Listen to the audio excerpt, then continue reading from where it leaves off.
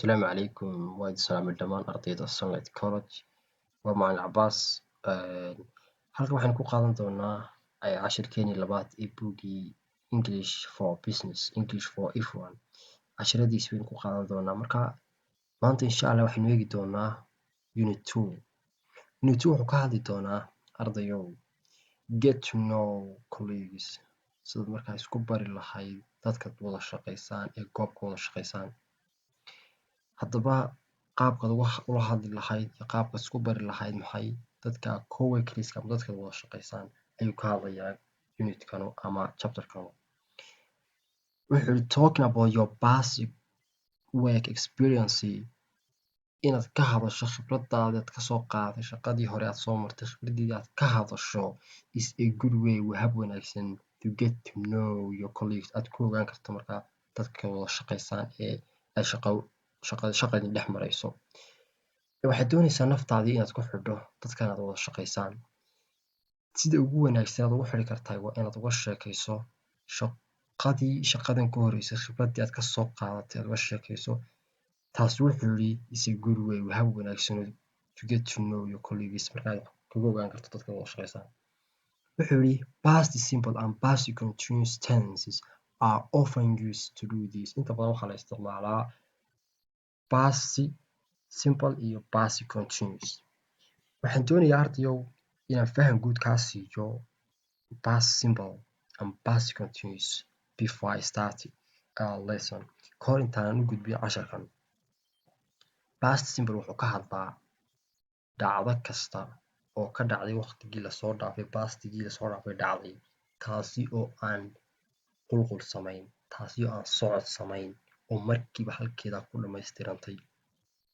hadda meela fahantay waa completed action markiiba yacni min zamaan may socon muddo may socon waxay ka dhacday waqtigii pastigii lasoo dhaafay isla markiiba way istaagtay halka past continuous uu ka hadlo arday faham guud haddaan kaa siiyo dhacdo ka dhacday waqtigii pastigii lasoo dhaafay taasi oo ahayd ongoing ama mid soconaysay waqtigii lasoo dhaafay soo soconaysay min zamaan min muddo saa soo soconaysay haddana markaa waqti pastiga ka mid oo cayiman istaagtay inaad ila fahantaan jeclahay ardayow past continuous inuu yahay wax ama shay ka dhacay waqtigii lasoo dhaafay kaasi oo socod soo sameeyey oo aan istaagin kabacdi meel cayiman ku istaagin halka kale ka ahaa wax ka dhacay pastigii lasoo dhaafay kaasi oo aan dhaqaaq samayn oo halkaa ku dhamaystirmay intaas waxay ahayd faham guud aan ka bixinayay tensiga wuxuu yidhi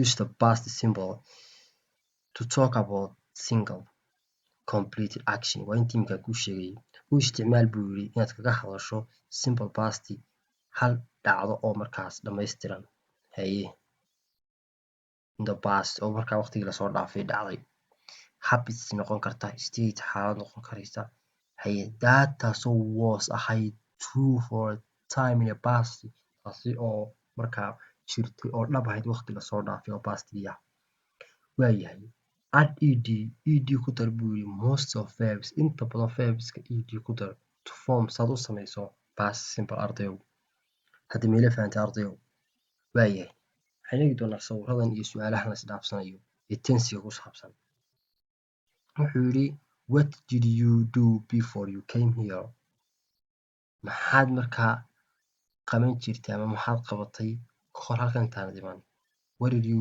do before you came here wuxuu yidhi I fixed computers waxaan xalin jiro cilada ka saari jiray kombiyuutarada kan kale wuxuu yidhi I work for waxaan u shaqayn jiray TCE consultants ayaan u shaqayn jiray kan kalena wuxuu yidhi I run my own construction company waxaan u shaqayn jiray shirkadayda maxay dhismaha haye I was anigu waxaan ahaa buu yidhi legal assistant caawiye sharciyeysan baan ahaa waayahay use waxaad isticmaashaa buu yidhi past continuous ku isticmaal to talk about inaad kaga hadasho ongoing actions ficilo soconayay that kuwaasoo were ahaa in progress kuwa markaa horumar ama horsocod sameynaya at certain time in the past waqti cayiman oo pastigii markaa socod iyo horumar sameynaya. Waa tii hadda kuu sheegay kuu lahaa waqtigii lasoo dhaafay bastigii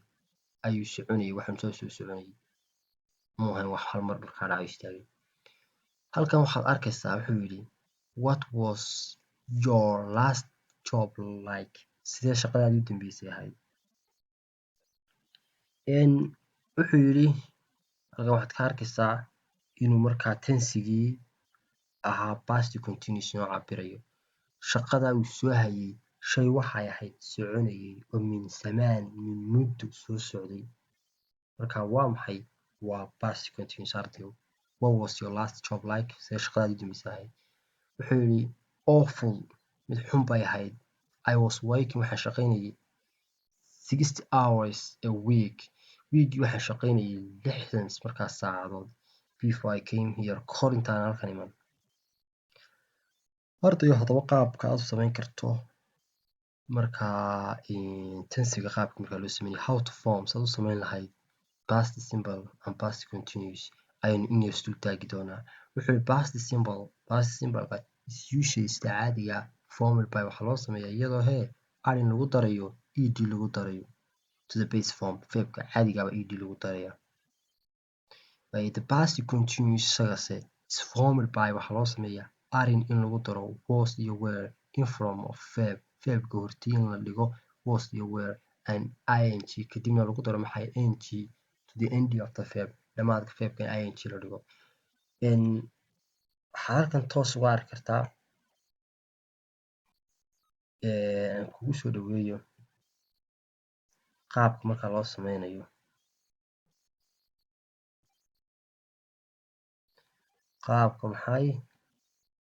Qaabka loo sameynayo wuxuu yidhi subjectii oo I u taagan was working. Waxaan jeclahay inaad ila arkayso ardayow. Waa toos baad intan u arkaysaa marka lagu cabiray.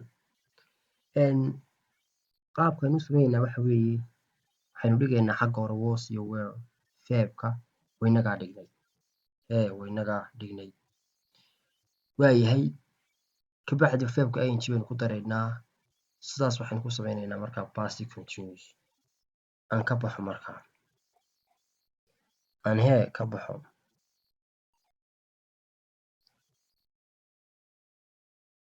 Waayahay. Exercise-kan ardayow cross out the incorrect words. Waxaad cross saaraysaa out markaa incorrect words ereyada markaa incorrectga ah ee aan saxda ahayn each sentence kastaba. Exampleska adaan kuu daynaya ardayow casharkan kale isagana sidiisu dul istaagi doonaa. Wuxuu yidhi past tense for politeness. Past tense baa markaa loo isticmaalayaa qaab politeness. Politeness waa maxay? Waa markaad ardayow su'aal weydiinayso si markaa ay ku jirto edabi ku jirto qof weydiinayso ayaa loo yaqaanaa politeness. Intaas aynu sii dul istaagi doonaa. Wuxuu yidhi you might hear people ask a question about present situation in a past tense. Waxaa laga yaabaa inaad maqasho buu yidhi people ask questions about present situation. Dadka oo maxay ask questions about weydiinaya ama isweydiinaya su'aalo ku saabsan xaaladan hadda joogta present situation in the past tense iyagoo markaa isticmaalaya past tense. This tanu makes waxay sameysaa question more polite. Waxay ka dhigtaa su'aashii mid aad markaa u wanaagsan oo aad u fiican. Qaabkii aad u odhan lahayd ardayow maxay markaa noqonaysaa? Waxay noqonaysaa do becomes did. Do waxay isu bedelaysaa did. The question in the past. Su-aashu waa tan. Did you want a tour of office? Waxaad doonaysaa office-kii markaa tourism office. Tourism office ardayow waxa weeye qofku markuu yimaado goobta shaqada ee uu doonayo xafiiskii markaa centerka ahaa ee macluumaadka siinayay. Shirkadan macluumaadkeeda siinaysay u shaqeyso siday tahay xogta siinayay ayuu doonaya inuu qofkan arko. Marka waa xafiiska macluumaadka shirkada ku saabsan ku siinaya ee dhexe ayuu doonaya inuu arko. Did you want a tour of office? Halkan baynu ku arki doonaa hoose. The past tense is also sometimes used to make polite request. Waa intii buu inoogu celinayaa. Past tense sidoo kale waxaa loo isticmaalaa marmarka qaarkii in lagu sameeyo codsiga kiisa markaa polite-ka ah. Waayahay. I wanted waxaan doonayay to ask you about inaan weydiiyo wax ku saabsan company history shirkadda markaa taariikhdeeda doonayay wax ka ogaado. Waayahay. Key language. Halkan waxaan geli doonaa ardayow tense baan geli doonaa. Present perfect waxaa loo isticmaalaa in lagaga hadlo dhacdo event in recent past marka waqtigii lasoo dhaafay dhacaysay haye taasoo is still have effect on present taasoo weli saameyn ku leh waqtigan hadda jooga ardayow. So wuxuu yidhi have you worked in a team before koox hore mid oo shaqaysay. Wuxuu yidhi I have worked in a few different teams. Waxaan la soo shaqeeyay dhowr markaa kooxood oo kala duwan. No date specified ma jirto date la cayimayay so waxaa la isticmaalayaa present perfect ku leeyahay. Halkan wuxuu yidhi I worked in a small team. Waxaan la soo shaqeeyay koox yar 2005. Specific date cayiman baa la isticmaalayaa haye so the past simple is used past simple baa la isticmaalayaa. Waayahay. How to form sad haddaba arday u samayn lahayd present perfect. Present perfect is formed waxaa loo sameeyaa buu yidhi with have and past participle in markaad have isticmaasho iyo past participle. Waayahay. I ayuu halkan noo dhigay have worked in a few teams. Exercise-kan ardayda laga doonayaa fill in the gaps buuxi markaa gabiska by putting adoo dhigaya verbs in the present perfect adigoo dhigaya markaa verbka ka dhigaya present perfect meel kastoo bannaan oo baad dhigaysaa gabiskaas. Intaa waxaa inoogu eeg cashirkeenii. Wassalaamu calaykum aad baan idin salaamayaa.